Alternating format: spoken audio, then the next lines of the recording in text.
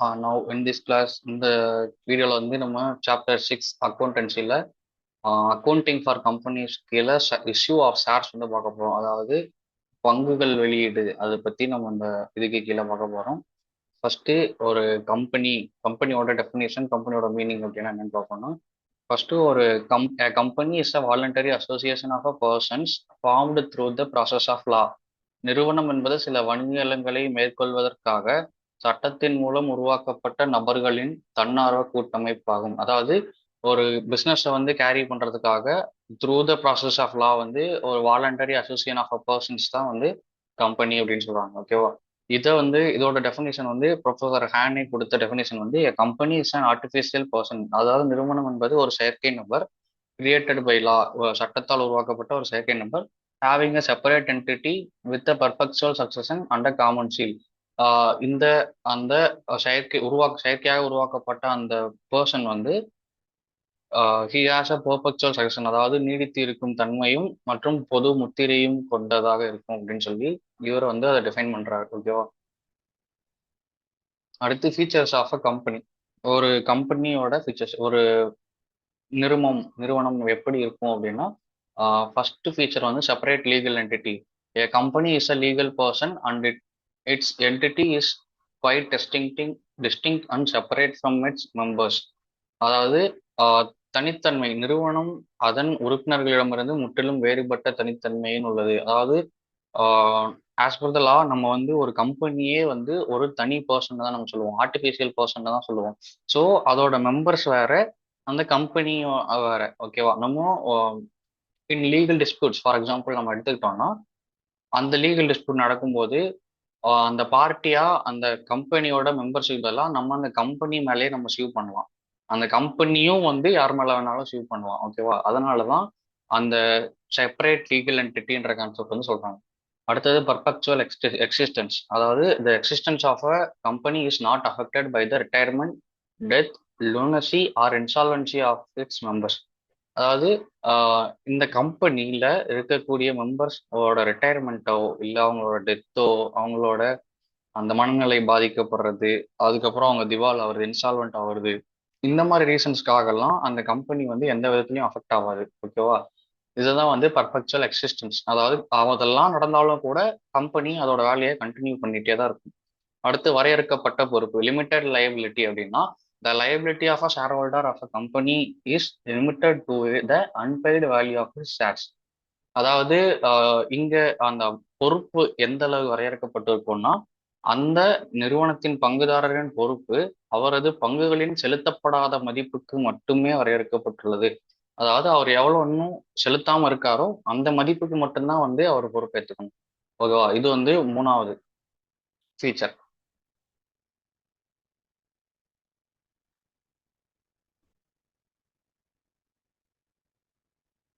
Next feature number 4, common seal.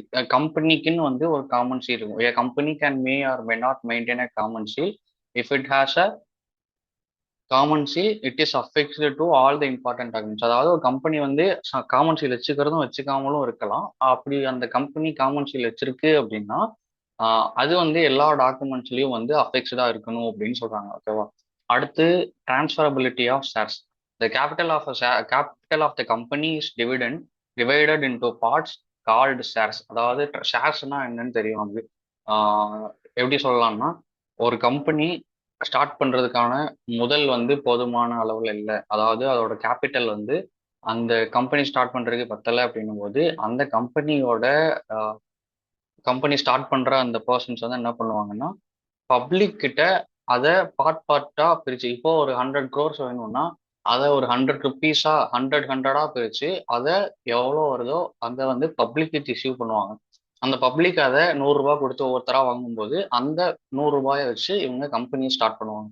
இதுதான் வந்து அந்த ஷேர் நடக்கிற ஒரு விஷயம். ஓகேவா? இதுல வந்து இந்த டிரான்ஸ்ஃபரபிலிட்டி ஆஃப் ஷேர் வந்து இந்த கம்பெனிக்கு கீழே இருக்கும். ஓகேவா? அதை வந்து அப்படி நம்ம வாங்குற அந்த ஒரு பர்சன் வாங்குற ஷேர் இருக்குல்ல, இந்த 100 rupees வாங்குவோம்ல, இந்த 100 rupees வேல்யூ உள்ள அந்த ஷேரை வந்து யார் வேணாலும் யார்கிட்ட வேணாலும் ஷேர் டிரான்ஸ்ஃபர் பண்ணலாம், சேல் பண்ணலாம். ஓகேவா? ஒருத்தர் சேல் பண்ணலாம், இன்னொருத்தர் வந்து பை பண்ணுவாங்க. இதுதான் வந்து பாயிண்ட் நம்பர் 5. பாயிண்ட் நம்பர் 6 வந்து separation of management from ownership. அதாவது ஓனர்ஷிப்புக்கும் மேனேஜ்மெண்ட்டுக்கும் என்ன டிஃபரன்ஸ்னா, ஓனர்ஷிப்ன்றது அவங்களோட முழு உரிமை. அந்த அவங்க ஸ்டார்ட் பண்ண பிஸ்னஸோட, அவங்க ஸ்டார்ட் பண்ண அந்த கார்பரேட்டோட டோட்டல் ரைட்ஸ் தான் வந்து ஓனர்ஷிப். அதாவது பொசஷன் ப்ளஸ் ஓனர்ஷிப், அது அந்த மாதிரி வரும். அதுவே மேனேஜ்மெண்ட்ன்றது என்னன்னா, அந்த மேலாண்மை நடவடிக்கைகளை மட்டும், அது மாதிரி இருக்க எல்லாமே வந்து மேனேஜ்மெண்ட் ஆக்டிவிட்டிஸ். ஓகே.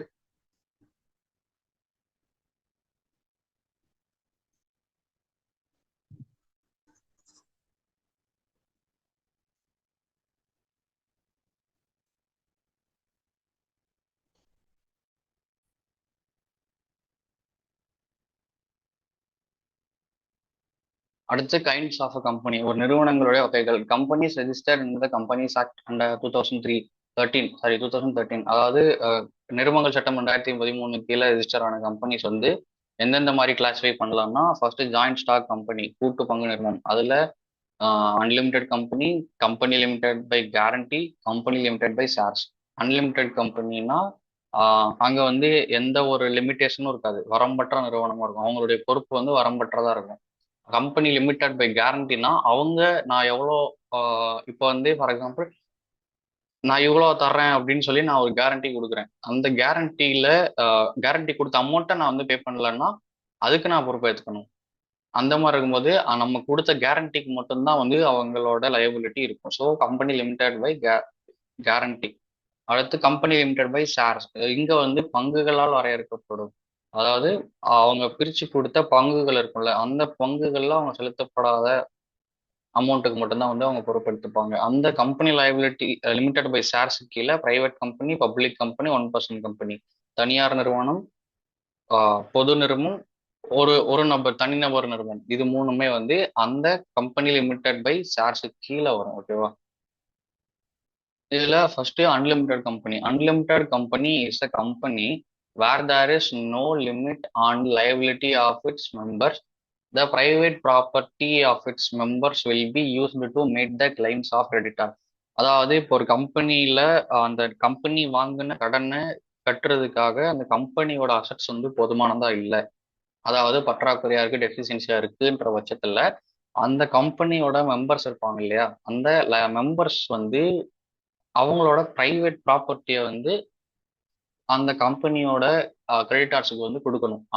அந்த மாதிரி அவங்களோட இந்த அன்லிமிட்டட் லைபிலிட்டி கம்பெனி கீழே அவங்களோட லைபிலிட்டி வந்து அன்லிமிட்டட் தான். அவங்களோட சொந்த ப்ராப்பர்ட்டியை கூட கிரெடிட்டார்ஸ் கொடுக்கணும். பட் இதுவே limited by guarantee, limited by ஷேராக இருந்ததுன்னா, அவங்க நான் எவ்வளோ கேரண்டி பண்ணியிருக்கணும் அதுவரை அந்த இதுக்கு மட்டும்தான் அவங்க வந்து என்கிட்ட கிளைம் பண்ண முடியும். நான் இப்போ ஒரு மெம்பராக இருக்கேன்னா என்கிட்ட வந்து அவங்க நான் எவ்வளோ கேரண்டி சொன்னனோ அந்த அமௌண்ட்டை மட்டும் தான் என்கிட்ட கேட்க முடியும். இதுவே நான் லிமிட்டட் பை ஷேர் இது கம்பெனியில் இருக்கேன், ஒரு மெம்பராக இருக்கேன்னா, நான் எவ்வளோ ஷேர் வாங்கியிருக்கணும் அந்த இதுக்கு நான் பே பண்ணாமல் இருக்கேன்னா மட்டும்தான் வந்து அவங்க என்ன கேட்க முடியும். அதர்வைஸ் அவங்க வந்து the company cannot take the private property from the members of company limited by guarantee and company limited by share. Okay.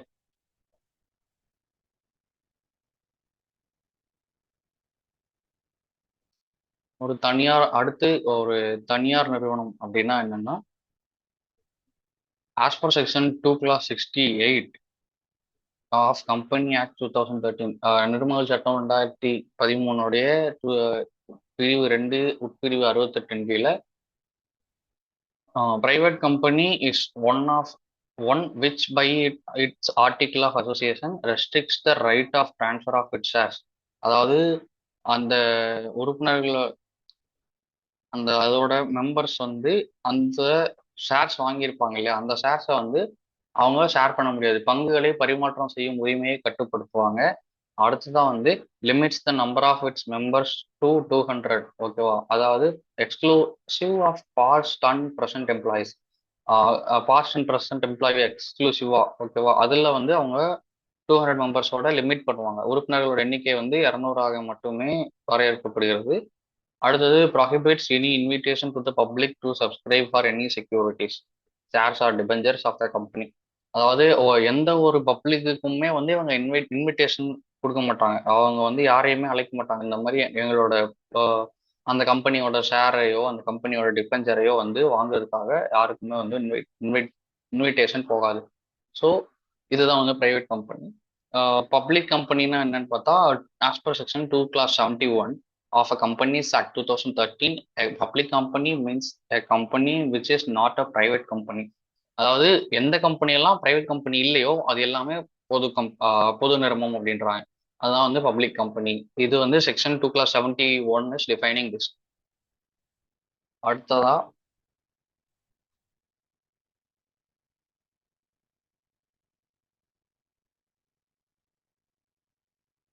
அடுத்தது பிரைவேட் கம்பெனிக்கும் பப்ளிக் கம்பெனிக்கும் உள்ள டிஃபரன்சஸ் என்னென்ன அப்படின்னு பார்த்தோம்னா, first basis of distinction, number of members. இங்க private கம்பெனில வந்து minimum 2 member, maximum 200 members. ஓகேவா, நம்ம முன்னாடி சொன்ன மாதிரி. அதுவே பப்ளிக் கம்பெனில வந்து மினிமம் மெம்பர்ஸ் வந்து 7, ஆனால் மேக்ஸிமம் நம்பருக்கு வந்து லிமிட்டே கிடையாது. ஓகேவா, அதே மாதிரி இன்விடேஷன் டு த பப்ளிக்கு வந்து இன்வைட் பண்ணுவாங்களான்னு கேட்டால் ப்ரைவேட் கம்பெனி பண்ண மாட்டாங்க. பப்ளிக் கம்பெனி வந்து பப்ளிக்கு வந்து ஷேரை சப்ஸ்கிரைப் பண்ணுறதுக்காக இன்வைட் பண்ணுவாங்க. Transfer of shares, there is restriction on transfer of shares. இங்கே வந்து ட்ரான்ஸ்ஃபர் ஆஃப் ஷேர் வந்து ரெஸ்ட்ரிக்டட். ஆனால் பப்ளிக் கம்பெனியில் வந்து there is no restriction for the transfer of share. Okay. அடுத்து ப்ரிப்பரேஷன் ஆஃப் ஆர்டிகிள்ஸ். இங்கே preparation of articles is necessary for all private companies. எல்லா private கம்பெனிக்கும் அது வந்து necessary. Preparation of articles is not necessary. இங்கே வந்து not necessary. In case of articles R not registered, the provisions of table F of schedule 1 given என்ன companies act, அதாவது கம்பெனி நிறுவனங்கள் சட்டம் 2013 கீழே கொடுக்கப்பட்ட அட்டவணை எஃப் ஆஃப் அட்டவணை 1 இது வந்து அவங்களுக்கு அப்ளை ஆகும் ஒருவேளை அவங்க வந்து ஆர்டிகல்ஸ் வந்து அவங்க ரெஜிஸ்டர் பண்ணலைன்னா. இது வந்து பப்ளிக் கம்பெனிக்கு.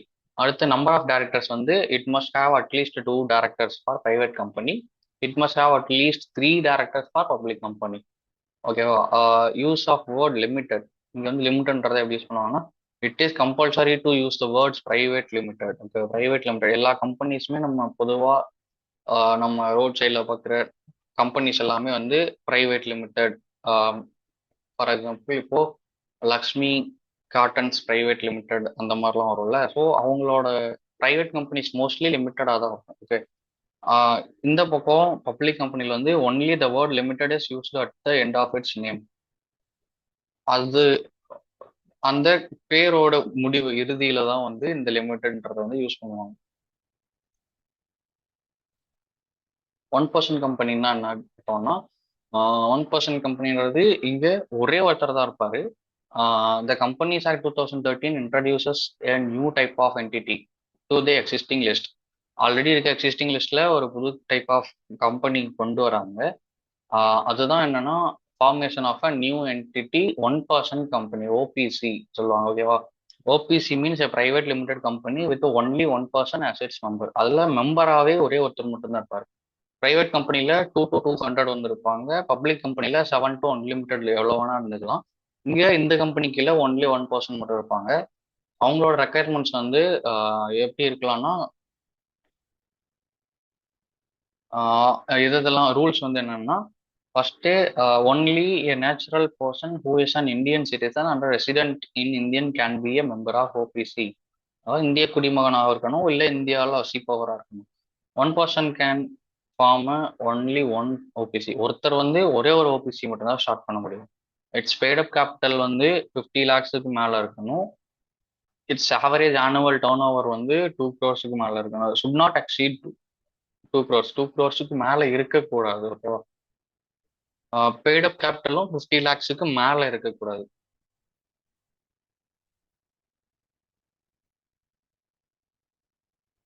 அடுத்து ஷேர்ஸ்.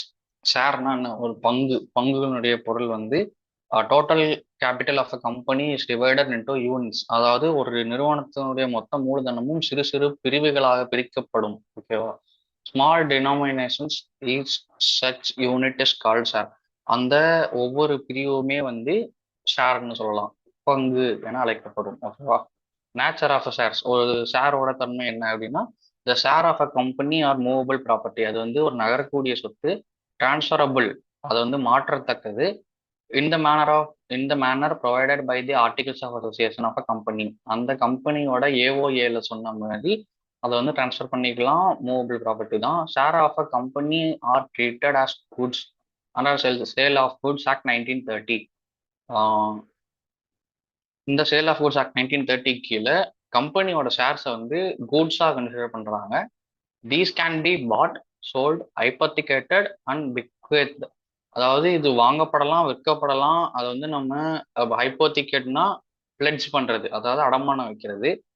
பிக்வேத்தட்னா வந்து அது உயிலாக வழங்கப்படும், அதாவது வருங்கால அவங்களோட லீகல் ஹயர்ஸுக்கு வந்து அதை எழுதி கொடுக்கறது, உயில் எழுதி கொடுக்கறது, அதுதான் வந்து பிக்வேத். ஓகேவா? இது எல்லாமே பண்ணிக்கலாம். இதுதான் வந்து nature of a share and meaning of the share. Okay. Classes and kinds of clients or types of share. அதாவது டைப்ஸ் ஆஃப் ஷேர் என்னன்னா, மொத்தம் கம்பெனிஸ் ஆக்ட் செக்ஷன் 43 என்ன சொல்லுதுன்னா, டோட்டலி ரெண்டு டைப் ஆஃப் ஷேர்ஸ் இருக்குன்னு சொல்றாங்க. ஒன்று ப்ரெஃபரன்ஸ் ஷேர், இன்னொன்று ஈக்விட்டி ஷேர். ஓகே. இங்க பங்குகளினோட வகைகள் வந்து ரெண்டு வகைப்படும். ஒன்று முன்னுரிமை பங்கு, சம பங்கு.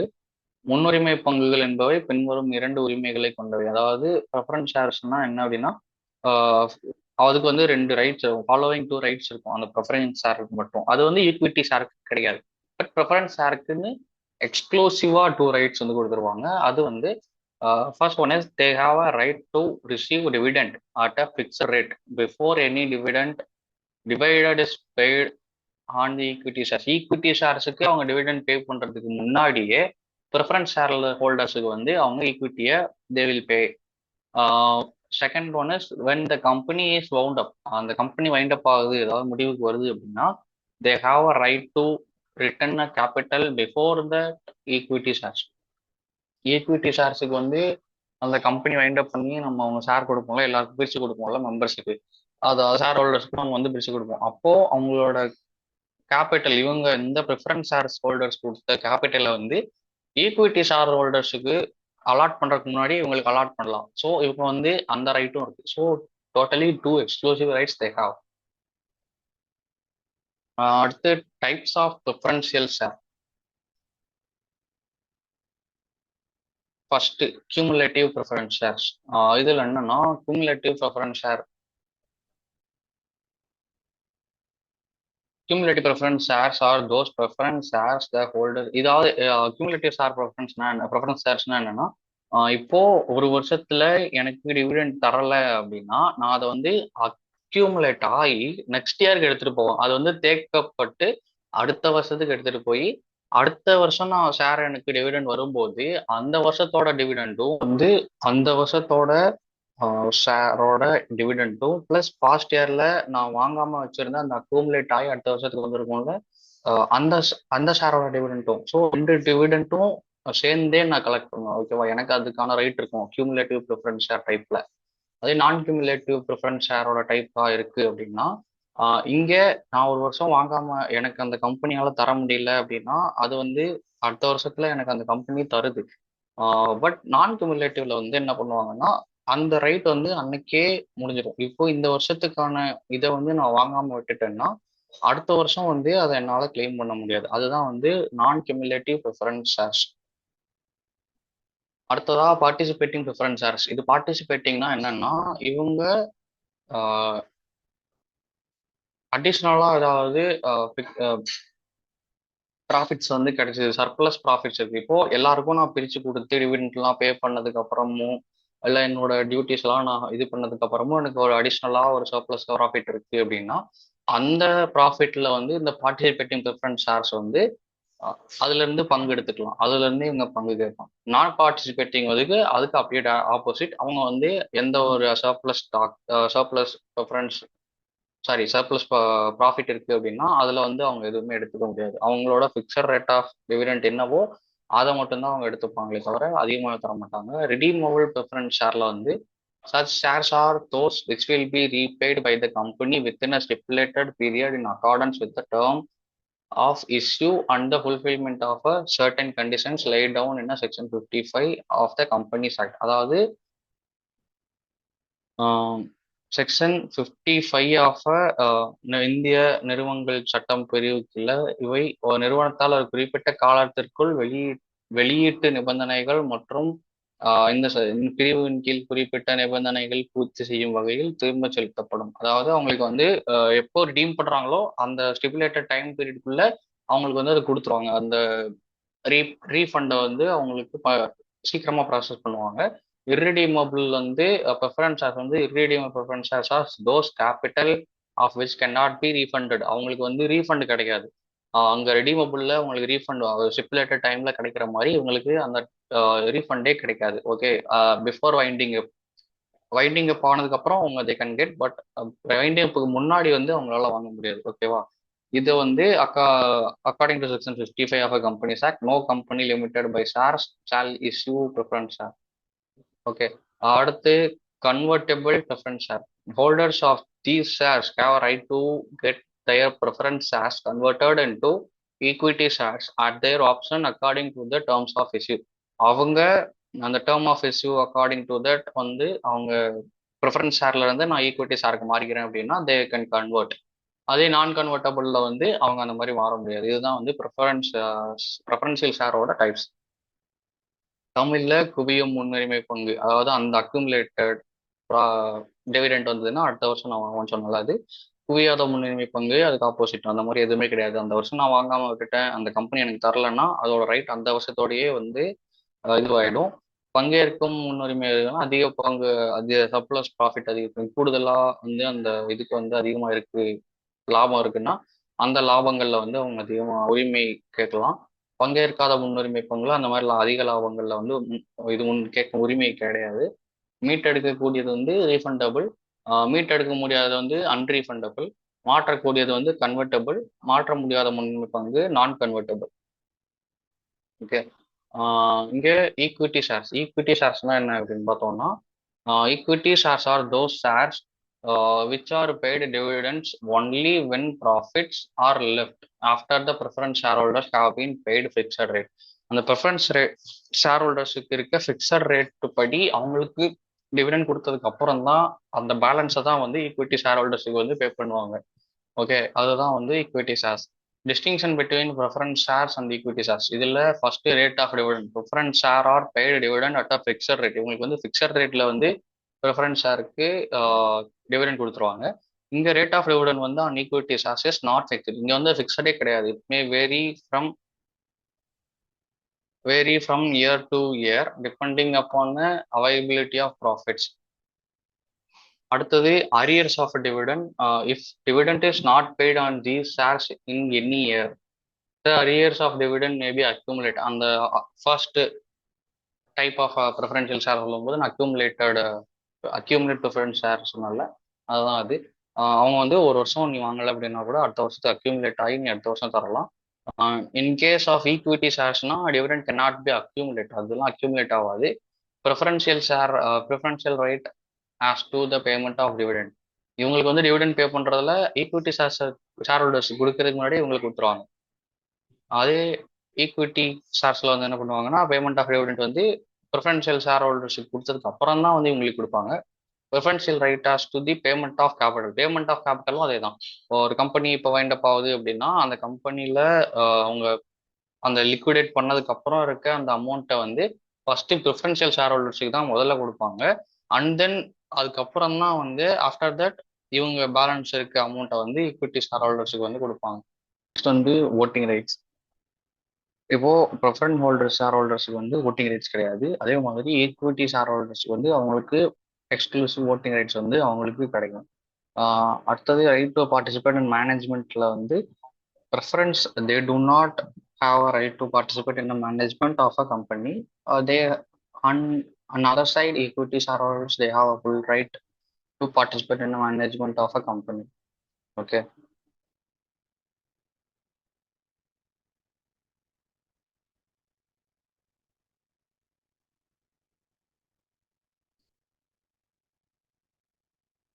இதேதான். இப்போ ஈவுத்தொகையின்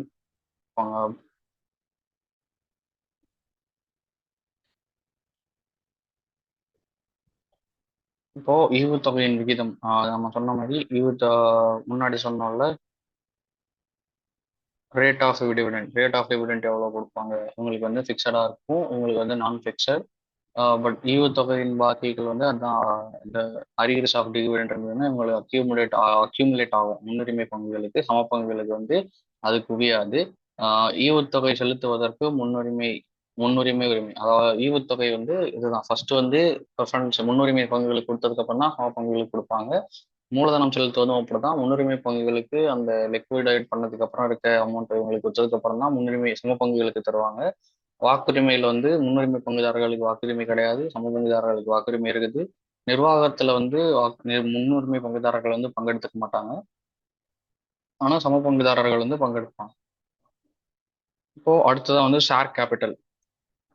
meaning of a share capital. Share capital means the capital raised by a company by the issue of shares. Many individuals and the institutions contribute varying sums to the company's capital, yet there is no separate capital account for each of these individuals or institutions. There is one consolidated capital account called the share capital account. அதாவது வந்து இப்போ ஒரு company share capital வந்து அவங்க ஒரு மார்க்கெட்லயோ இல்லை இதுலையோ issue பண்ணி அவங்க ஷேரை வாங்கும்போது அந்த வாங்குற ஒவ்வொருத்தருக்குமே கேபிட்டல் அக்கௌண்ட் வந்து மெயின்டைன் பண்ண முடியாதுன்ற காரணத்தினால ஒரு சிங்கிள் அக்கௌண்ட்டா வந்து ஷேர் கேபிட்டல் அக்கௌண்ட்ன்றதை வந்து அவங்க மெயின்டைன் பண்ணுவாங்க. ஓகேவா? இதுல கைண்ட்ஸ் ஆஃப் ஷேர் கேபிட்டல்னா கேபிட்டலை வந்து அவங்க யூனிட்ஸா பிரிச்சு அந்த சிறு சிறு பகுதிகளா பிரிச்சு அந்த சின்ன சின்ன பகுதிகள் தான் வந்து ஷேர்னு சொல்லுவாங்க. அந்த ஷேரால நம்ம கம்பெனிக்கு கிடைக்கிற முதல் தான் வந்து share capital. Kinds of share capital வந்து the various terms used in a connection with the share capital of company are the following. ஒன்று வந்து authorized or registered nominal capital. Authorised capital, register capital, nominal capital மூணுமே என்னன்னா ஒரு memorandum of கம்பெனியோட MOA memorandum of அசோசியேஷன்ல ஒரு amount இவ்வளோதான் என்னோட கேபிட்டல்னு சொல்லி மென்ஷன் பண்ணியிருப்பாங்கல்ல, ஸ்டேட் பண்ணியிருப்பாங்கல்ல, அந்த இதுதான் வந்து ஆத்தரைஸ்ட் கேபிட்டலும் ரெஜிஸ்டர்ட் கேபிட்டலும் நாமினல் கேபிட்டல். இது மூணுமே அதுதான். ஓகே, மூணுமே ஒன்று தான். This is the maximum capital which company is authorise. அந்த கம்பெனிக்கு எவ்வளோ ஆத்தரைஸ் ஆயிருக்குதோ அதுதான் எம்ஓஏல போடுவாங்க.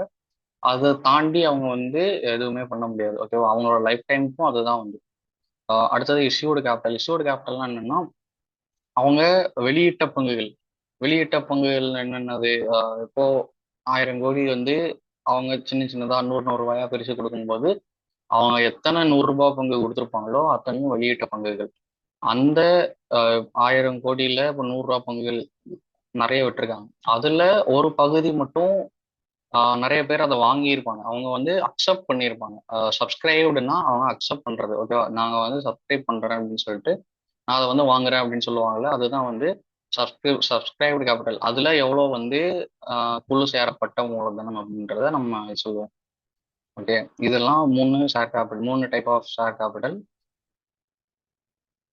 Subscribed capital is shown in a balance sheet under 2 heads. Subscribe capital வந்து பேலன்ஸ் ஷீட்ல வந்து 2 ஹெட்டுக்கு கீழே வந்து நம்ம காட்டுவோம். 2 தலைப்புகளுக்கு கீழே. ஒன்று subscribed and fully paid up. அடுத்தது subscribed but not fully paid up. Fully paid அப்னா என்னன்னா, இப்போ ஃபார் எக்ஸாம்பிள் ஒரு 100 ரூபா அல்லது 10 ரூபா ஒரு பங்கு விலையா வந்து ஒரு கம்பெனி வெளியிடுறாங்க. அந்த 10 ரூபாயில அவங்க சப்ஸ்கிரிப்ஷன் டைம்ல 10 ரூபாயும் பே பண்ணி அந்த பங்கை வாங்கிட்டாங்கன்னா அது ஃபுல்லி பெய்ட் அப் கேபிட்டல். இதே சப்ஸ்கிரைப் கேபிட்டல்ல என்ன பண்ணுவா, இதே சப்ஸ்கிரைப் பண்ணும்போது அதுல 10 ரூபாயில நீ 6 ரூபாய் கொடு, பேலன்ஸ் 4 ரூபாய் வந்து உனக்கு ஷேர் அலாட் பண்ணும்போது கொடுன்னு சொல்லுவாங்கல்ல, அதுதான் வந்து சப்ஸ்கிரைப் பட் நாட் ஃபுல்லி வந்து அவங்க பே பண்ணாம இருக்காங்க. இதுதான் ரெண்டுக்குள்ள difference. Subscribed but not fully paid up shares are said to be subscribed under the following 2 situations. இந்த 2 situation கீழே தான் நாட் ஃபுல்லி பெய்ட் அப் இருக்கும். என்னன்னா, when the company has called the full nominal value the share but the shareholder has not paid some part of the nominal value of a share. அவரு முழு அமௌண்ட்டுக்கு தான் வந்து பெயரளவு மதிப்புக்கு தான் அவங்க இன்வைட்டே பண்றாங்க, கால் பண்றாங்க. பட் அவங்க வந்து அதுல இருந்து பாதியை வந்து அந்த பர்சன் யார் வாங்குறாங்களோ அவங்க வந்து பே பண்ணாம இருக்காங்க. அது வந்து ஒரு சுச்சுவேஷன். அடுத்தது வந்து அந்த நிறுவனமே பங்கின் முழு பெயரளவில் அந்த எப்படின்னா, நான் சொன்ன மாதிரி 10 ரூபா நீங்க தர வேணாம், 6 ரூபாய் கொடுங்க இப்போதைக்குன்னு சொல்லி அந்த கம்பெனியே கேட்கும்ல, அந்த சுச்சுவேஷன். இப்போ இந்த 2 சுச்சுவேஷனுக்கு கீழே subscribe but not fully paid அப்ன்ற டைப்ஸ் வந்து. நாலாவதா called up capital. Called up கேபிட்டல்னா, called up capital means such part of a subscribe capital which has been called by the directors from shareholders for payment. அதாவது அழைக்கப்பட்ட மூலதனமா என்னன்னா, குழு சேரப்பட்ட முறைவான கேபிட்டல்ல இருந்து டைரக்டர்ஸும் பங்குதாரர்களிடமிருந்து செலுத்துவதற்காக அழைத்த பகுதியை குறிக்கிறது. அதாவது இப்போ நீங்க சப்ஸ்கிரைப் பண்ணிட்டீங்க எல்லா ஷேர்ஸையும். பட் நான் வந்து அதுல ஒரு பார்ட் ஆஃப் அமௌண்ட்டை வந்து பே பண்றதுக்காக உங்களை நான் கால் பண்றேன். நான் தான் கம்பெனியா இருக்கிற பட்சத்துல.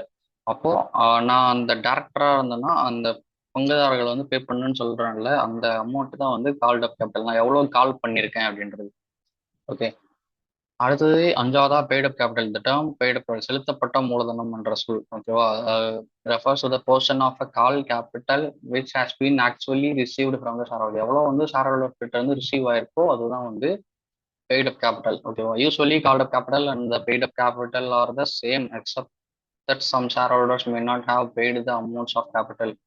அதாவது பொதுவாகவே வந்து அழைக்கப்பட்ட மூலதனமும் செலுத்தப்பட்ட மூலதனமும் ஒன்றா தான் இருக்கும். பட் சம் சுச்சுவேஷன்ஸ்ல ஷேர் ஹோல்டர்ஸ் பண்ற ஒரு சில நடவடிக்கைகளால அது வந்து நாட் ஃபுல்லி பெய்டப்பா வந்து மாறுறதுக்கான சான்சஸ் இருக்கு. ஓகேவா? அடுத்து reserve capital. As per section 65 of companies act, 65வது பிரிவு நிறுவனங்கள் சட்டம் 2013 படி only an unlimited company having a share capital while converting into a limited company may have a reserve capital. அதாவது பங்கு மூலதனம் கொண்ட வரையறுக்கப்படாத நிறுவனம், அன்லிமிட்டெட் லைபிலிட்டி கொண்ட ஒரு கம்பெனி, அன்லிமிட்டெட் கம்பெனி ஒரு வரையறுக்கப்பட்ட நிறுவனமாக மாறும்போது, ஓகேவா, அப்போ வந்து அந்த கேபிட்டல் ரிசர்வ், அதாவது ரிசர்வ் கேபிட்டல் இருப்பு மூலதனத்தை வந்து அவங்க வந்து வச்சுக்கலாம். ஓகேவா? இத்தகைய சந்தர்ப்பத்தில் ஒரு நிறுவனத்தின் தீர்மானம் ஆகும். இன் such a case the company by a resolution may increase the nominal amount of its share capital by increasing the nominal amount of each of its share. அதாவது இவங்க நாமினல் அமௌண்ட்டை வந்து இன்க்ரீஸ் பண்ணுவாங்க. மொத்த ஷேர் கேபிட்டலோட நாமினல் அமௌண்ட் இன்க்ரீஸ் பண்றதுக்காக ஒவ்வொரு each ஷேருக்கும் வந்து அந்த நாமினல் அமௌண்ட் வந்து இன்க்ரீஸ் பண்ணுவாங்க. And determine that the no part of the increased capital shall be called up except in the event of winding up of a company. அதாவது மேலும் உயர்த்தப்பட்ட அந்த மூலதனத்தோட எந்த பகுதியும் நிறுவனம் வந்து அந்த முடிவுக்கு வரும்போது அந்த நிகழ்வை தவிர அழைக்கப்படக்கூடாது என்று தீர்மானிக்கலாம். அல்லது provide that provide that a specified portion of a uncalled share capital shall not be called except in the event of winding up of a company. அதாவது அந்த அழைக்கப்படாத பங்கு மூலதனத்தின், அதாவது அழைக்கப்படாத அந்த பங்கு மூலதனத்தின் ஒரு குறிப்பிட்ட பகுதி நிறுவனம் முடிவுக்கு வரும் போது தவிர எந்த காரணத்தை கொண்டும் அதை வந்து கால் பண்ணக்கூடாதுன்றாங்க. ஓகேவா? In such case the increased capital in case or specified portion of uncalled capital in case B becomes reserve capital. It is available only for the creditors on the winding up of a company. இத்தகைய சந்தர்ப்பத்தில் வந்து ஏயில் உயர்த்தப்பட்ட மூலதனம் அல்லது பியில் அழைக்கப்படாத மூலதனம், அதாவது மேல சொன்ன ஏல வந்து உயர்த்தப்படும் அந்த உயர்த்துற மூலதனமும் சரி, இல்லை இதுல வந்து பியில சொன்னபடி அழைக்கப்படாத மூலதனமும் குறிப்பிட்ட பகுதி இருப்பு மூலதனமாக மாறுகிறது. இது நிறுவனம் முடிவுக்கு வரும்போது வந்து கடன் வழங்குனர்களுக்கு மட்டுமே கிடைக்கும். ஓகேவா? அடுத்து presentation of share capital company sponsor. ஒரு நிறுவனத்தினுடைய இருப்புநிலை குறிப்புல பங்கு மூலதனம் வந்து எப்படி இருக்கும் அப்படின்னா, விளக்கம் எப்படி இருக்கும்னா, as per the schedule 3 of companies act, the share capital is to be disclosed at company's balance sheet in the following manner. இந்த ஃபாலோவிங் மேனர்ல தான் வந்து இந்த ஷேர் கேபிட்டல் வந்து நம்ம டிஸ்க்ளோஸ் பண்ணணும். ஓகேவா? 2013ஆம் ஆண்டு நிறுவனங்கள் சட்டத்தின் அட்டவணை 3 படி பங்கு மூலதனம் ஒரு நிறுவனத்தின் இருப்புநிலை குறிப்பேட்டில் பின்வரும் முறையில் தான் வெளிப்படுத்தப்பட வேண்டும். அதுல வந்து பர்டிகுலர் சைட்ல ஈக்விட்டி, பங்குதாரர் நிதி மற்றும் பொறுப்புகள், அதுக்கு கீழே வந்து பங்குதாரர்களுடைய நிதின்னு எழுதிட்டு அதுல வந்து share capital, reserve and surplus, அதுக்கப்புறம் money received against share warrant. ஓகேவா? ஷேர் வாரண்ட்னா என்னன்னா,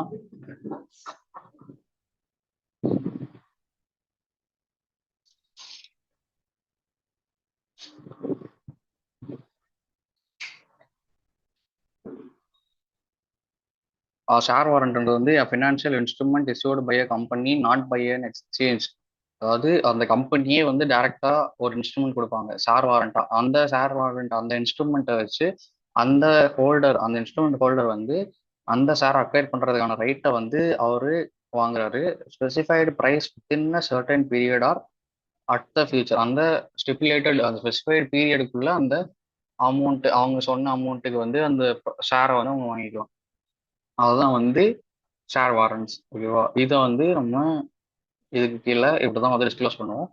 as per the schedule 3 disclosure, the requirements pertaining to share capital are to be provided in notes to accounts. அட்டவணை 3 படி பங்கு மூலதனம் தொடர்பான வெளிப்படுத்தல் தேவைகள் கணக்குகளின் குறிப்புகளில் வழங்கப்பட வேண்டும்.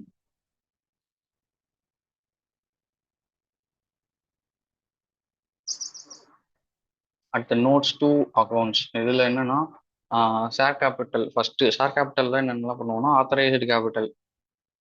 ஆத்தரைஸ் கேபிட்டல்ல எவ்வளோ ஈக்விட்டி ஷேர்ஸ் ஆஃப் எவ்வளோ, பட் 100 ரூபீஸ்னா 100 ரூபீஸ் ஈச் அப்படின்னு போடுவோம். அதுலேயே ஆத்தரைஸ்டு கேபிட்டல்ல எவ்வளோ ப்ரிஃபரன்ஸ் ஷேர்ஸ் இருக்குன்னு நம்ம போடுவோம். அது அமௌண்ட் மென்ஷன் பண்ணி போடுவோம். அடுத்து அதில் எவ்வளோ இஷ்யூ பண்ணியிருக்கோம் அப்படின்றத நம்ம அதில் போடுவோம். இஷ்யூ பண்ணதுக்கு கீழே ஈக்விட்டி ஷேர்ஸ் எவ்வளோ இஷ்யூ பண்ணியிருக்கோம், எவ்வளோ அமௌண்ட்ல இஷ்யூ பண்ணியிருக்கோம், ப்ரிஃபரன்ஸ் ஷேர்ஸ் எவ்வளோ இஷ்யூ பண்ணியிருக்கோம், என்ன அமௌண்ட்டை வேஸ்ட் பண்ணி நம்ம இஷ்யூ பண்ணியிருக்கோம் அப்படின்றது. அதுக்கு கீழே சப்ஸ்கிரைபு கேபிட்டல் அதே தான், சேம் எவ்வளோ அமௌண்ட் ஈக்விட்டி ஷேர்ஸ் வந்து சப்ஸ்கிரைப் ஆயிருக்கு, அது என்ன அமௌண்ட்ல சப்ஸ்கிரைப் ஆயிருக்கு, அதே மாதிரி ப்ரிஃபரன்ஸ் ஷேர்ஸும் பண்ணிடுவோம். ஓகே, அடுத்தது எவ்வளோ ஷேர்ஸ் வந்து of the above shares are allotted or fully paid up pursuant the contract without payments being received in cash, subscribed but not fully paid up. அவங்க சப்ஸ்கிரைப் ஆயிருக்கும் பட் நாட் ஃபுல்லி பேடப் ஆகும்போது அந்த எவ்வளோ வந்து கால் அப் பண்ணியிருக்கோம் அப்படின்றத வந்து நம்ம மென்ஷன் பண்ணுவோம். எவ்வளோ ஷேர்ஸ், ஒரு ஷேருக்கு எவ்வளோ வேல்யூ கொடுத்து நம்ம அதை கால் அப் பண்ணியிருக்கோம், ஓகேவா, அதை வந்து மென்ஷன் பண்ணி இங்கே போடுவோம். அந்த எல்லாத்தையும் டோட்டல் பண்ணதுல இருந்து கால் இன் அரியர்ஸை வந்து நம்ம லெஸ் பண்ணுவோம். By directors and officers of the company. அதாவது கால்ஸ் இன் அரியர்னா அவங்க முன்னாடி சொன்ன மாதிரி அவங்க கால் பண்ணுவாங்க ஒரு அமௌண்ட் ஆஃப் இதுக்கு. இப்போ ஃபுல்லி பெய்டப் பண்ணுறதுக்காக கால் பண்ணாங்கன்னா அதில் ஃபுல்லாக இப்போ 10 ரூபா 10 ரூபாயும் கொடுக்கல அப்படின்னா அதுதான். அதே மாதிரி இப்போ டேரக்டர்ஸ் கூப்பிட்டதுல அல்லது கம்பெனியோட இதில் வந்து எவ்வளோ கால் பண்ணியிருக்காங்க, அதில் எவ்வளோ அரியர் இருக்குன்னு நம்ம லெஸ் பண்ணணும். அதுக்கப்புறம் பை அதர்ஸ், அதே மற்ற அதர்ஸ்னா ஃபார் எக்ஸாம்பிள் எக்ஸ்சேஞ்ச் அந்த மாதிரி இதெல்லாம் போவோம்ல, அவங்க கால் பண்ணதில் ஏதாவது அரியர்ஸ் இருந்துச்சுன்னா அது கீழே போட்டு அதையும் லெஸ் பண்ணுவோம். ஆனால் ஃபொர்ஃபீட்டட் ஷேர்ஸை வந்து நம்ம ஆட் பண்ணுவோம். ஓகேவா? ஃபொர்ஃபீட்டட் ஷேர்ஸ்னா ஒன்றும் இல்லை. இப்போ நான் 10 ரூபா ஷேரை 6 ரூபாய்க்கு கால் அப் பண்ணேன், 6 ரூபாய்க்கு நீங்கள் கொடுத்துருக்கீங்க, பட் அந்த பேலன்ஸ் 4 ரூபீஸை வந்து அலாட்மெண்ட் டைமில் நீங்கள் கொடுக்குறதா சொல்லி ப்ராமிஸ் பண்ணதை அந்த அலாட்மெண்ட் டைமில் நீங்கள் கொடுக்காம இருக்கும்போது அந்த ஷேரை வந்து நான் ரிட்டர்ன் டேக் பேக் பண்ணிடுவேன். இதுதான் வந்து ஃபொர்ஃபீட்டட் ஷேர்ஸ். அதை வந்து நம்ம ஆட் பண்ணிப்போம். இதுதான் வந்து நோட்ஸ் ஆஃப் அக்கௌண்ட்ஸ். ஓகேவா? அந்த ஷேர் கேபிட்டல் யூஸ் பண்றது. அடுத்தது கேபிட்டல் ரிசர்வ், மூலதனத்தோட இருப்புகள். Following are the items that you rise in capital profits and hence capital reserves. ஒன்று வந்து profit on sale of a fixed assets, நிலையான சொத்துக்களை விற்பதன் மூலமாக ஏற்படும் லாபம். Profit on revaluation of fixed asset, நிலையான சொத்துக்களை மறுமதிப்பீடு செய்வதனால் ஏற்படும் லாபம். Premium on issue of shares and debentures, பங்குகள் மற்றும் கடன் பத்திரங்களை வெளியிடுவதற்கான பிரீமியம். Profit on redemption of debentures etcetera, கடன் பத்திரங்களை மீட்பதால் ஏற்படும் லாபம். இந்த மேற்கண்ட அந்த 4 ப்ராஃபிட்ஸ் இருக்குல்ல, இதெல்லாம் தான் வந்து ஒரு கேபிட்டல் ரிசர்வை இன்க்ரீஸ் பண்றதுக்கான ரைஸ் பண்றதுக்கான சுச்சுவேஷன் சர்கம்ஸ்டன்சஸ் அப்படின்னு சொல்றாங்க. இதுல டிஸ்டிங்ஷன் பிட்வீன் ரிசர்வ் கேபிட்டலுக்கும் கேபிட்டல் ரிசர்வ்ஸுக்கும் உள்ள டிஃபரன்சஸ் வந்து என்னன்னா, ஒன்று மீனிங் அண்ட் கிரியேஷன். இப்போ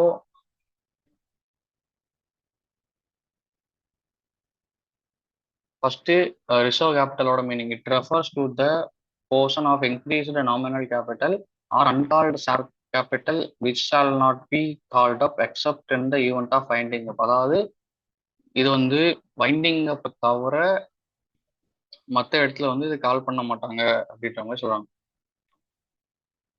தமிழ்ல என்னன்னா, இது பெயரளவு மூலதனத்தின் அதிகரிப்பு அல்லது அழைக்கப்படாத பங்கு மூலதனத்தின் ஒரு பகுதியை குறிக்கிறது. இது நிறுவனம் கலைக்கப்படும் நிலையை தவிர வேறு எந்த நேரத்திலும் அழைக்கப்படாது. ஓகேவா? அதுவே இந்த பக்கம் கேபிட்டல் ரிசர்வ் மூலதனம் இருப்புன்னா, capital reserve is that reserve which is created out of a capital profits such as profit on sale fixed assets. இப்போ மேலே சொன்னால இந்த 4 சிறகன்சஸ்ல அரைஸ் ஆகுறது தான் வந்து கேபிட்டல் ரிசர்வ். ஓகே. இது என்னன்னா மூலதன இருப்பு என்பது நிலையான சொத்துக்கள் விற்பது போன்ற மேல அந்த 4 சொன்னால அது மாதிரி இருக்கும்போது உருவாக்கப்படும் இருப்பாகும். இந்த லாபங்கள் வணிகத்தின் சாதாரண நடவடிக்கைகளிலிருந்து ஈட்டப்படுவது. இது வந்து ஒரு சாதாரண நடவடிக்கையிலிருந்து ஈட்டப்படுறது தான் வந்து கேபிட்டல் ரிசர்வ். ஓகேவா? அடுத்தது necessity. It is not necessary to create reserve capital. Reserve capital create பண்ணணுன்ற எந்த அவசியமும் கிடையாது. அது வந்து நம்ம இதுல தான் வந்து பண்ணுவோம். வைண்டிங் அப் ஆஃப் கம்பெனி தான் பண்ணுவோம். இட் இஸ் இது பக்கம் கேபிட்டல் ரிசர்வ்ல வந்து it is necessary to create capital reserve in case of a capital profit. Capital profit இருக்குனாலே நம்ம கேபிட்டல் ரிசர்வ் வந்து கிரியேட் பண்ணணும். ரெசல்யூஷன் வந்து resolution is required for its creation. இதை கிரியேட் பண்றதுக்காக ரெசல்யூஷன் வேணும். கேபிட்டல் ரிசர்வ் கிரியேட் பண்றதுக்காக எந்த ரெசல்யூஷனும் தேவை கிடையாது. இது என்ன ரிசர்வ் கேபிட்டல் என்ன காட்டுதுன்னா, it refers to the amount which has not been received. எந்த அமௌண்ட்லாம் திரும்ப வரல அப்படின்றது வந்து இன்னும் பெறப்படாத தொகையை வந்து இது குறிக்கிறது. இந்த பக்கம் it refers to the amount which has already been received. ஏற்கனவே பெறப்பட்ட தொகையை வந்து இது குறிப்பிடுது. அடுத்தது இது எதை டிஸ்க்ளோஸ் பண்ணுது பேலன்ஸ் ஷீட்ல அப்படின்னா, கம்பெனியோட பேலன்ஸ் ஷீட்ல வந்து டிஸ்க்ளோஸ் ஆகாது. கேபிட்டல் ரிசர்வ் வந்து first item under the head reserve and surplus. அங்க மேல நம்ம காட்டியிருந்தோம்ல, காப்புகள் மற்றும் விதிகளுக்கு கீழே வந்து கேபிட்டல் ரிசர்வை ஃபர்ஸ்ட் ஐட்டமா வந்து நம்ம என்ட்ரி போடுவோம் on the equity and liability side of balance sheet. ஓகேவா? லைபிலிட்டி சைட் ஆஃப் பேலன்ஸ் ஷீட்ல தான் நம்ம ஆட் பண்ணுவோம். Time when it can be use. இது எந்த நேரத்தில் யூஸ் பண்ணலாம் அப்படின்னா, நிறுவனம் கலைக்கப்படும் போது மட்டுமே இது பயன்படுத்தப்படலாம். அதாவது வைண்டிங் அப் டைம்ல மட்டும்தான் யூஸ் பண்ணுவாங்க. It can be used write off a capital losses to declare share bonus any time during the life of a company. இது ஒரு கம்பெனியோட லைஃப் டைம்ல எப்போ வேணாலும் நம்ம வந்து இந்த கேபிட்டல் ரிசர்வை கிரியேட் பண்ணிக்கலாம். இதுதான் வந்து கேபிட்டல் ரிசர்வுக்கும் ரிசர்வ் கேபிட்டலுக்கும் உள்ள டிஃபரன்சஸ். இதுதான் தமிழ்ல மீளுருவாக்கும் மூலதனம், மூலதன இருப்பு. அடுத்து distinction between authorised capital and issued capital. Authorised capital முன்னாடி சொன்னதுதான் அந்த maximum amount of company authorise, அதாவது எம்ஓஏ சொல்லியிருந்தால அதுக்கு கீழே சாரி எம்ஓஏல சொன்ன மாதிரி அதுதான் வந்து authorised capital, nominal capital, register capital. இஷ்யூடு கேபிட்டல்னா அதை நம்ம வந்து எவ்வளோ பப்ளிக் ஆஃபர் பண்றோமோ அது வந்து சப்ஸ்கிரைப் பண்றதுக்காக ஆஃபர் பண்ணுவோம்ல, அது வந்து இஷ்யூடு கேபிட்டல். எவ்வளோ இஷ்யூ பண்றோமோ அது இஷ்யூடு கேபிட்டல். இது எங்க டிஸ்க்ளோஸ் பண்ணுவாங்கன்னா எம்ஓஏல சொல்லுவாங்க ஆத்தரைஸ்ட் கேபிட்டல. இஷ்யூ கேபிட்டல் வந்து ஸ்டேட் வந்து ஆர்டிகல்ஸ் ஆஃப் அசோசியேஷன் சொல்லுவாங்க, ஏஓஏல வந்து சொல்லுவாங்க. இதோட லிமிட் வந்து equal or more than the issued capital. Issued capital வந்து equal or less than authorise capital. அதாவது ஆத்தரைஸ் கேபிட்டல் தான் மேக்ஸிமம் லிமிட் அந்த கம்பெனி. அப்போ அது கீழே இருக்கலாம் இல்லது அதுக்கு ஈக்குவலா இருக்கலாம். அதுதான் இஷ்யூடு கேபிட்டல். ஓகே.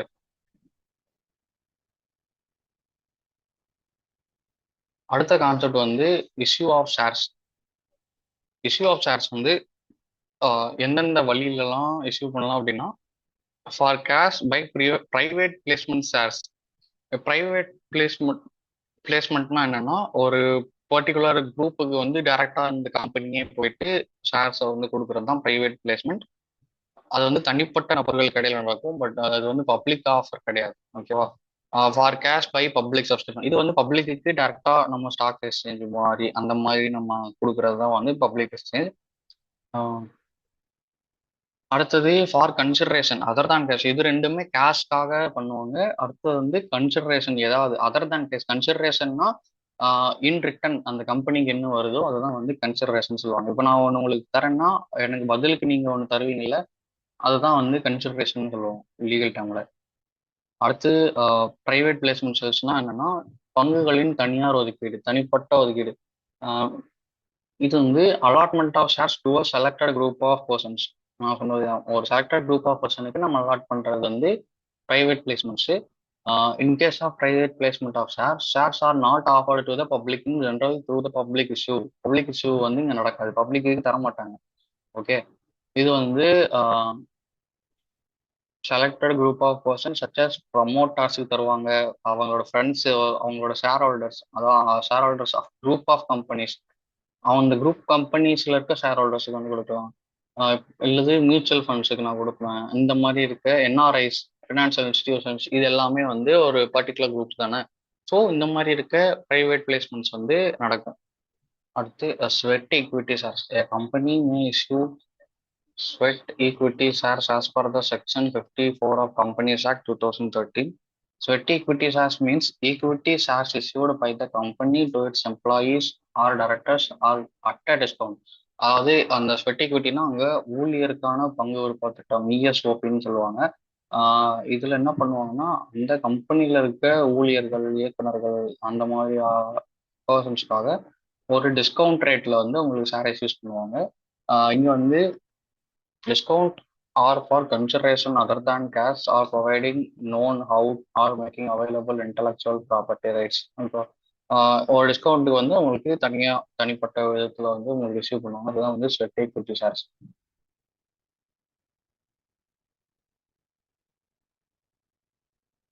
அடுத்தது வந்து எம்ப்ளாயி ஸ்டாக் ஆப்ஷன் பிளான்.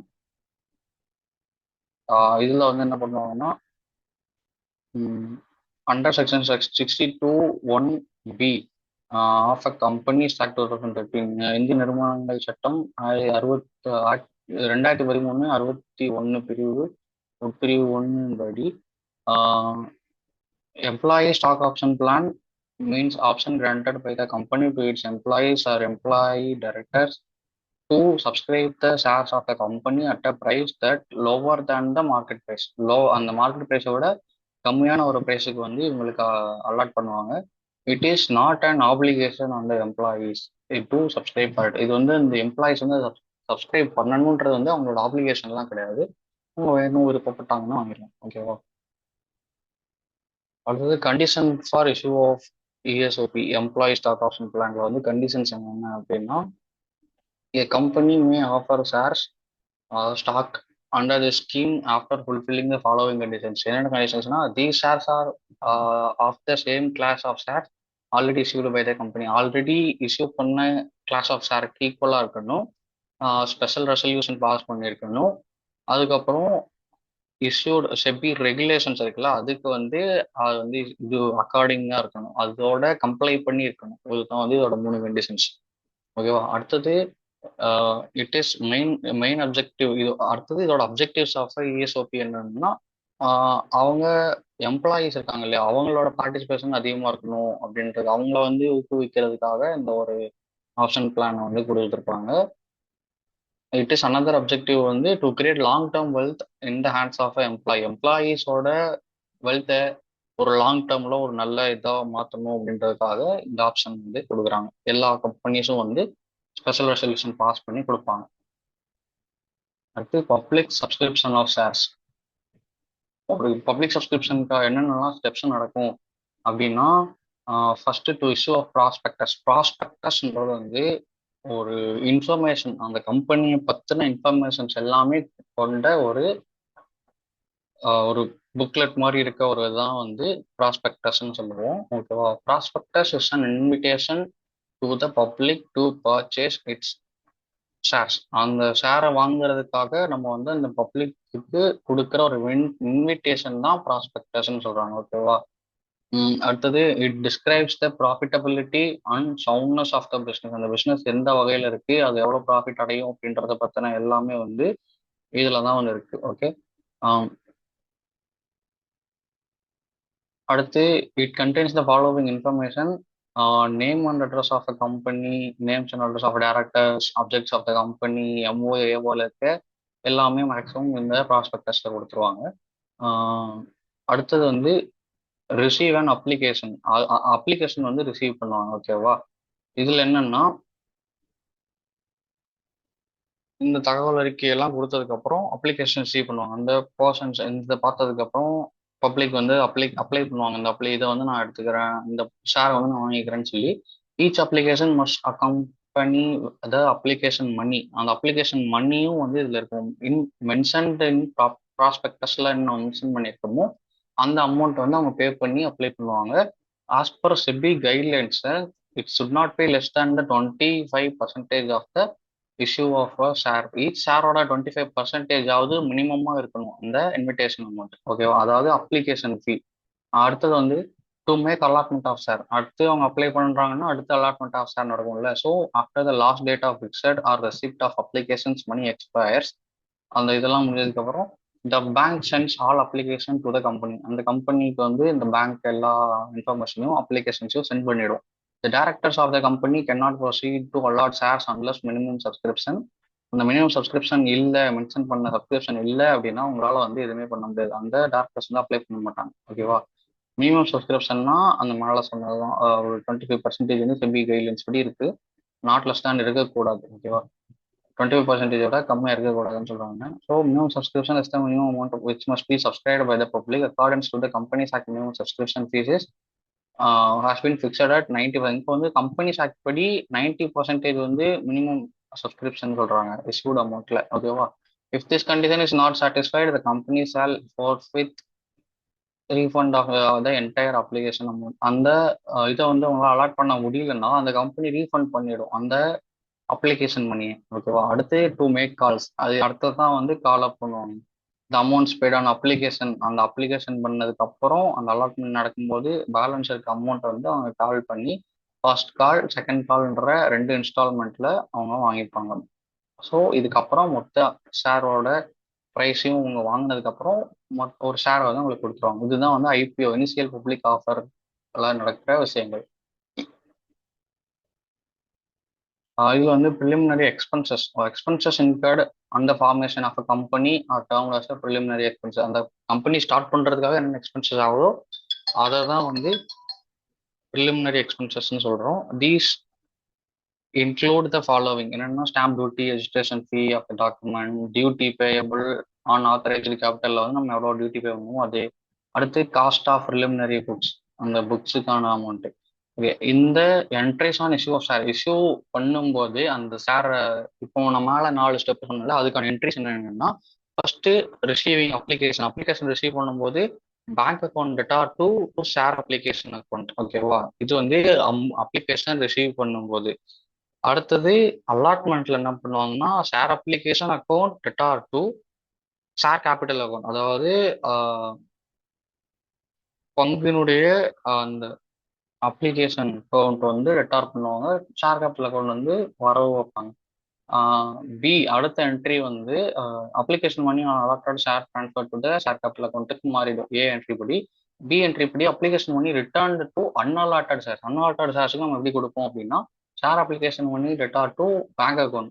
நம்ம பேங்க் அக்கௌண்ட் மேலே என்ட்ரி பண்ணும்போது கொடுத்துருப்போம்ல டெப் சைடில், இங்கே வந்து ஷேரை வந்து நம்ம ரீஃபண்ட் பண்ணும்போது பேங்க் அக்கௌண்ட் வந்து கிரெடிட் சைடு போயிடும். ஓகே, மூணாவதா வந்து share allotment account. Share allotment பண்ணும்போது ஷேர் அலாட்மெண்ட் அக்கௌண்ட் வந்து debtor to share capital account. Amount due on allotment, எவ்வளோ shares at the rate of எவ்வளோ பர் ஷேர் அப்படின்றத மென்ஷன் பண்ணுவோம். அடுத்தது bank account theta to share allotment account.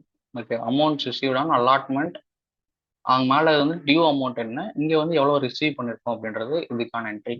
Okay, entry 3 is due amount. அலாட்மெண்ட்ல எவ்வளோ due இருக்குன்றதுக்கு நம்ம entry போடுறோம். Entry 4 வந்து எவ்வளோ ரிசீவ் பண்ணியிருக்கோம் அப்படின்றதுக்கு நம்ம என்ட்ரி போடுறோம். ஓகே, அடுத்து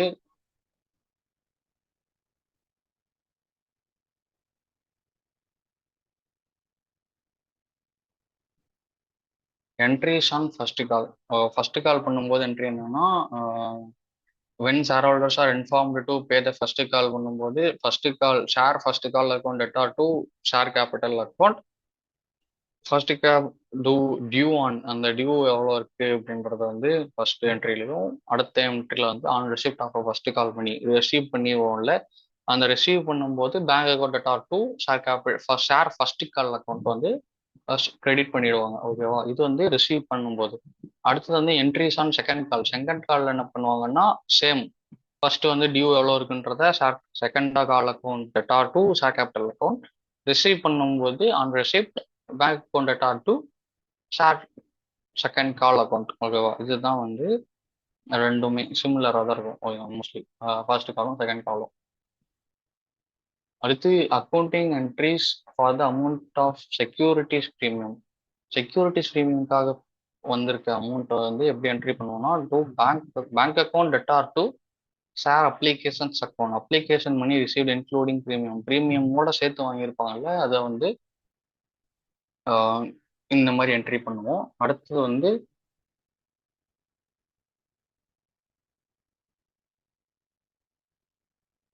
ஷேர் ப்ரீமியம்னா என்னன்னா, additional amount and investor pays for a share beyond its par of face value. அந்த ஃபேஸ் வேல்யூ தாண்டி ஒரு ப்ரீமியம் அமௌண்ட் வந்து பே பண்ணுவாங்க. அந்த premium is typically credited to the special account call securities premium account. இதை வந்து இவங்க பே பண்ற அந்த ப்ரீமியம் அமௌண்ட்டை வந்து அவங்க தனியா வந்து ஒரு அக்கௌண்ட்ல மெயின்டைன் பண்ணுவாங்க. அதுதான் இந்த அக்கௌண்ட். ஓகேவா? இப்போ நான் சொல்லிட்டு இருக்கேன் இந்த ஸ்லைட்ல இருக்க என்ட்ரிஸ் எல்லாமே அப்போ அந்த அக்கௌண்ட்டோட என்ட்ரிஸ் தான் இது. ஓகேவா?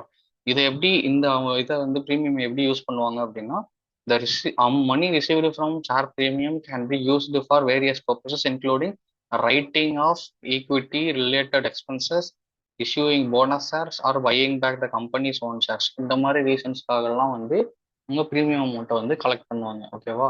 இதெல்லாம் வந்து எப்படி ட்ரீட் பண்ணுவோம்னா, first bank account theta to share capital account application பண்ணி ரிசீவ் பண்ணும்போது இன்க்ளூடிங் ப்ரீமியம்க்கு. அடுத்ததா வந்து அப்ளிகேஷன் பண்ணி transfer to share capital account and security premium reserve account. ஓகேவா? இந்த ரிசர்வ் அக்கௌண்ட்டுக்கு மாட்டும் போது share capital account theta to share capital account credit to இன்னொன்று கீழே வந்து செக்யூரிட்டி ப்ரீமியம் ரிசர்வ் அக்கௌண்ட்டுக்கு மாற்றும் போது to security premium account reserve அக்கௌண்ட்னு போடுவோம். ஓகேவா? If the amount of securities premium is received along with the allotment money, the following entries will be passed. அதாவது அவங்க செக்யூரிட்டிஸ் ப்ரீமியமே அலாட்மெண்ட் மணியோட சேர்த்து வாங்கினாங்கன்னா என்ன பண்ணுவாங்கன்னா, share allotment account debtor to share capital அக்கௌண்ட்டாக இருந்தால் share capital account, securities premium reserve அக்கௌண்ட்டாக இருந்தால் securities premium reserve account. When allotment money is received, அது வந்து எப்போ ரிசீவ் பண்ண மேலே இருக்கிறது டியூக்கு, அடுத்து வந்து ரிசீவ் பண்ணும்போது ஆன் ரெசிப்ட் வந்து bank account debtor to share allotment account. Okay, இதுதான் வந்து இதுக்கான அக்கௌண்டிங் என்ட்ரிஸ் ஃபார் செக்யூரிட்டிஸ் ப்ரீமியமோட அக்கௌண்டிங் என்ட்ரிஸ். அடுத்து under subscription of shares. Under சப்ஸ்கிரிப்ஷன்னா என்னன்னா, இப்போ நான் 10,000 ஷேர்ஸ் ரிசீவ் பண்றேன். அந்த ரிசீவ் பண்ண 10,000 ஷேர்ஸ்ல ஒன்லி இப்போ ஒரு 800 ஷேர்ஸ் தான் வாங்கியிருக்காங்க அப்படின்னா அது வந்து அண்டர் சப்ஸ்கிரிப்ஷன். ஓகேவா? ஓவர் சப்ஸ்கிரிப்ஷன்னா நான் 10,000 கொடுத்துருக்கேன், 20,000 வந்து அப்ளை பண்ணியிருக்காங்க அப்படின்னா, சப்ஸ்கிரைப் பண்ணியிருக்காங்கன்னா அது வந்து ஓவர் சப்ஸ்கிரிப்ஷன். ஓகே, சம்டைம்ஸ் இதுதான் வந்து இதோடது. இதுக்கு வந்து என்ட்ரி எப்படி இருக்கும்னா, promoters of a company may be sued in company for the services rendered by them. The entry will be incorporation cost or formation expenses account data to share capital account, shares issued to promoters. ப்ரொமோட்டர்ஸுக்கு கொடுப்பாங்கல்ல, இப்போ அவங்க வாங்கலை, யாரும் public வாங்கலைன்னா ப்ரமோட்டர்ஸுக்கு கொடுப்பாங்க. ப்ரமோட்டர்ஸுக்கு கொடுக்குற account வந்து இப்படி இந்த மாதிரி என்ட்ரி போடுவாங்க. அடுத்ததான் வந்து சம்டைம்ஸ் என்ன பண்ணுவாங்கன்னா, company purchases some assets and instead of making the payment to the vendors in the form of cash, it issues a fully paid shares to the vendors. Following journal entries are made for this purpose. இங்க என்ன பண்ணுவாங்கன்னா, இந்த மாதிரி சுச்சுவேஷன்ல when assets are purchased from the vendors இருந்ததுன்னா sundry assets account data to vendors account. When shares are issued to vendors அப்படின்னா vendors account data to share capital account. Okay, இதுதான் வந்து இதுக்கான என்ட்ரி.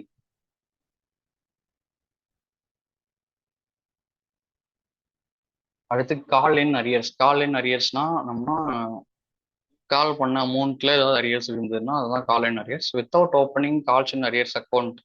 நம்ம வந்து கால் இன் அரியர்ஸ் இருக்குன்னா ரெண்டு விதமா ட்ரீட் பண்ணலாம். ஒன்று, கால் இன் அரியர் அக்கௌண்ட் கிரியேட் பண்ணாமே அதை ட்ரீட் பண்ணலாம். இன்னொன்று, கால் இன் அரியர் அக்கௌண்ட் கிரியேட் பண்ணி ட்ரீட் பண்ணலாம். ஓகேவா? வித்தவுட் மெத்தட்ல என்ன பண்ணுவாங்கன்னா, எந்த ஒரு கால்ஸ் இன் அரியர் அக்கௌண்ட்டும் மேக் பண்ண வேண்டிய ஒரு நெசசரி கிடையாது. இந்த கேசஸ்ல வந்து என்ன பண்ணுவாங்கன்னா, actual amount received from the share holders credited to the call account and the call account will show in a debit balance equal to the unpaid amount of the call. ஓகேவா? அந்த debit பேலன்ஸ்க்கு ஈக்குவலாக அது காட்டப்படும். தனியாக வந்து account open பண்ணுறோம் அப்படின்னும் போது under this method calls in arrear அக்கௌண்ட்ன்ற தனியாக ஓப்பன் பண்ணி அதில் வந்து account is debited when some amount of allotment or calls is not received. Receive ஆகலை, அமௌண்ட் வந்து அலாட்மெண்ட் அமௌண்ட் எனக்கு வரல அப்படின்னும் போது அதை வந்து டெபிட் பண்ணுவாங்க இந்த அக்கௌண்ட்ல, தனியாக ஓப்பன் பண்ண அக்கௌண்ட்ல. ஓகே, இதோட என்ட்ரிஸ் வந்து என்னன்னா calls calls paid in advance. அடுத்தது கால்ஸ் இன் அட்வான்ஸ் அப்படின்னா என்னன்னா refers to the amount which has not been called by company but has been paid by some shareholders in advance. அவங்க கால் பண்ணவே இல்லை, பட் த ஷேர் ஹோல்டர்ஸ் வந்து அட்வான்ஸ்டாகவே அதை பே பண்ணுறாங்க அப்படின்னா தான் கால் பெய்டு இன் அட்வான்ஸ்ன்றதை நம்ம சொல்லுவோம். இதோட என்ட்ரிஸ் வந்து bank account debtors to the calls in advance account credit. Calls receive பண்ணும்போது, அட்வான்ஸ் ரிசீவ் பண்ணும்போது, ஓகேவா. அடுத்தது in future when the call made by the directors of the following entries will be passed. அதாவது already அட்வான்ஸில் வாங்கிட்டோம், அடுத்தது இதுக்கப்புறமா அந்த directors வந்து கால் பண்ணுறாங்க அப்படின்னும் போது அதை என்ன பண்ணுவோம்னா டியூ எவ்வளோ இருக்குன்றத share call account debtor to share capital அக்கௌண்ட்ன்றதுல நம்ம என்ட்ரி போடுவோம். அடுத்தது கால்ஸ் இன் அட்வான்ஸ் அட்ஜஸ்ட் பண்ணுறதுக்காக bank account debtor with amount actually received, எவ்வளோ ரிசீவ் பண்ணோம் அப்படின்றத போட்டு பேங்க் அக்கௌண்ட் போடுவோம். கால் இன் அட்வான்ஸ் அக்கௌண்ட் வந்து with amount of call received in advance, advance பண்ணதை அடுத்த என்ட்ரி போட்டு டூ என்ன போடுவோம்னா ஷேர் கால் அக்கௌண்ட். ஓகேவா. ஸோ இதுதான் வந்து அட்வான்ஸ் அட்ஜஸ்ட் பண்ணுறதுக்கான என்ட்ரி. ஓவர் சப்ஸ்கிரிப்ஷன்னா அதே தான் நான் சொன்னது. இப்போ 1,00,000 தான் நான் ரிசீவ் பண்ணியிருக்கேன் பப்ளிக் அப்படின்னா அவங்க 1,50,000 வந்து ஷேர் இது பண்ணுறாங்க, அவங்க வந்து ஓவர் சப்ஸ்கிரிப்ஷன் சொல்லுவோம். ப்ரோரேட்டா அலாட்மெண்ட்னா என்ன அப்படின்னா, இப்போ நான் 1,00,000 வந்து ஷேர் ரிசீவ் பண்ணியிருக்கேன், பட் வந்து 2,00,000 பர்சன்ஸ் வந்து அதுக்கு அப்ளை பண்ணியிருக்காங்க அப்படின்னா இது நான் ப்ரோரேட்டா அலாட்மெண்ட்ன்ற ஒரு மெத்தட் யூஸ் பண்ணுவேன். அதாவது இப்போ டபுளா இருக்கு, 1:2 இந்த அப்ளிகேஷனும் சப்ஸ்கிரிப்ஷனும் இருக்கு. ஸோ நான் என்ன பண்ணுவேன்னா 2 ஷேர் அப்ளை பண்ணவனுக்கு 1 ஷேர் கொடுப்பேன், 100 ஷேர் அப்ளை பண்ணவனுக்கு 50 ஷேர் கொடுப்பேன். இந்த மாதிரி நான் அவன் ரேஷியோ பேஸ் பண்ணி அவங்களோட டிமாண்டை பேஸ் பண்ணி கொடுக்கறது தான் வந்து pro rata allotment of shares method. ஓகேவா. ஒரு ஃபீச்சர் ஆஃப் ஷேர்ஸ்னா நான் சொன்னதுதான், இப்போ அவங்களோட அமௌண்ட்டை டியூ இருக்க அமௌண்ட் அவங்க பே பண்ண ஃபெயில் ஆயிட்டாங்கன்னா அந்த ஸ்பெசிஃபைட் பீரியடுக்குள்ள பண்ணல அப்படின்னும் போது டேரக்டர்ஸ் வந்து அதை கேன்சல் பண்ணி ஃபோர்ஃபீட் பண்ணிடுவாங்க. இதோட என்ட்ரிஸ் வந்து ஃபோர் ஃபீச்சர் வந்து share in issued at par, share capital issued at பார்னா அப்போ என்ன பண்ணுவாங்கன்னா share capital account debtor number of shares forfeited into called up value per share. ஓகேவா. எத்தனை ஷேர் இது பண்ணியிருக்கோம், எவ்வளோ வேல்யூக்கு வந்து நம்ம கால் பண்ணியிருக்கோம் அப்படின்றத போட்டு டெட்டார் வெப்சைட்டில் போடுவோம். 2 வந்து share allotment account, amount not received on allotment, அது வந்து 2. அடுத்தது amount not received on calls வந்து 2 ஷேர் கால் அக்கௌண்ட்ல போடுவோம். அடுத்தது ஷேர் ஃபோர்ஃபீச்சர் அக்கௌண்ட்டை வந்து எவ்வளோ amount received on application allotment calls so far, இது எல்லாமே வந்து நம்ம 2 ஷேர் ஃபோர்ஃபீச்சர் அக்கௌண்ட்ல என்ட்ரி போடுவோம். ரெண்டாவதா வந்து forfeiture of shares which were issued at premium. இது வந்து ப்ரீமியம் நான் சொல்லியிருந்தேன்ல, எக்ஸ்ட்ராவா அந்த அமௌண்ட் ஆஃப் ஃபேஸ் வேல்யூ விட அதிகமாக இருக்க ஒரு அமௌண்ட்டை கொடுத்து இது பண்ணுவாங்க. அப்போ என்ன பண்ணுவாங்கன்னா share capital account debtor amount called up so for excluding the premium, excluding premium அதை வந்து நம்ம டெட் சைடில் போடுவோம். அடுத்து செக்யூரிட்டிஸ் ப்ரீமியம் ரிசர்வ் அக்கௌண்ட், நம்ம அங்கே வந்து என்ட்ரியில் வந்து ரிசர்வ் அக்கௌண்ட்டை வந்து கிரெடிட் பண்ணியிருப்போம்ல, இங்கே ஃபொர்ஃபிட் பண்ணும்போது டெபிட் சைடில் மாற்றுவோம். If the premium has not been received. ஓகேவா. அந்த டைமில் நம்ம வெப்சைட் போட்டுட்டு 2 ஷேர் அலாட்மெண்ட் அக்கௌண்ட்டாக இருந்தால் amount not received including premium எது வரலையோ அது போடுவோம். 2 ஷேர் கால் அக்கௌண்ட்ல வந்து என்னென்னும் காலில் நான் கால் பண்ண அமௌண்ட்ல எது வரலையோ அதை வந்து இங்கே போடுவோம். 2 ஷேர் ஃபார் ஃபீச்சர் அக்கௌண்ட்டுக்கு நம்ம இது பண்ணுறதா இருந்தால் amount received on application and call so far அதை போட்டுட்டு இது பண்ணுவோம். ஓகே, இதுதான் வந்து ப்ரீமியமோட நம்ம இஷ்யூ பண்ண ஷேரான forfeiture and normal issue of par at par வேல்யூவில் கொடுத்த ஷேர் நம்ம ஃபோர்ஃபீட் பண்ணுறதுக்கும் ஆன entry. Okay, reissue of a forfeited share. இப்போ நான் ஃபர்ஃபிட் பண்ணதை ரீஇஷ்யூ பண்ணலாம்ல. இப்போ எனக்கு ஒருத்தர் தான் இந்த மாதிரி பண்ணிட்டாருன்னா நான் வேற ஒருத்தருக்கு அது திரும்ப தரலாம்ல. அதுக்கான என்ட்ரிஸ் வந்து ரீஇஷ்யூ பண்ணும்போது பார் வேல்யூலேயே கொடுத்தோம்னா bank account debtor to share capital account, அதை நான் ப்ரீமியம் வேல்யூவில் கொடுத்தேன்னா bank account debtor to share capital account and also 2 securities premium reserve அக்கௌண்ட்டும் வரும். ஏன்னா அங்கே ப்ரீமியம் அமௌண்ட் நம்ம கலெக்ட் பண்ணுறோம். ஸோ அது வந்துடும். If the forfeited account shares are reissued at discount ப்ரைஸில் கொடுத்தாங்கன்னா bank account share forfeiture account. ஏன்னா இப்போ வந்து நான் 100 ரூபாய்க்கு வித்த ஷேரை அவங்க பே பண்ண முடியல அப்படின்னும் போது நான் அதை டிஸ்கவுண்ட் பண்ணி ஒரு 80 ரூபாய் கொடுக்குறேன்னு போது அந்த 20 ரூபாயை தான் நான் இங்கே ஷேர் forfeiture அக்கௌண்ட்ல ஆட் பண்ணுவேன். ஓகேவா? To share capital account. Okay, after the reissue of forfeited shares the credit balance left in the share forfeiture account is a capital gain. அதாவது பேலன்ஸ் ஷீட்ல லெஃப்ட் சைடு காட்டும் கிரெடிட் பேலன்ஸ்ல இருக்க share வந்து forfeiture அக்கௌண்ட்ல இருக்க share வந்து capital கெயின்னு சொல்லுவோம். ஓகேவா? அந்த அதை வந்து என்ன பண்ணணும்னா கேபிட்டல் ரிசர்வ் அக்கௌண்ட்டுக்கு வந்து ட்ரான்ஸ்ஃபர் பண்ணணும். அதுக்கான ஜர்னல் என்ட்ரி வந்து share forfeiture account debtor to share capital reserve.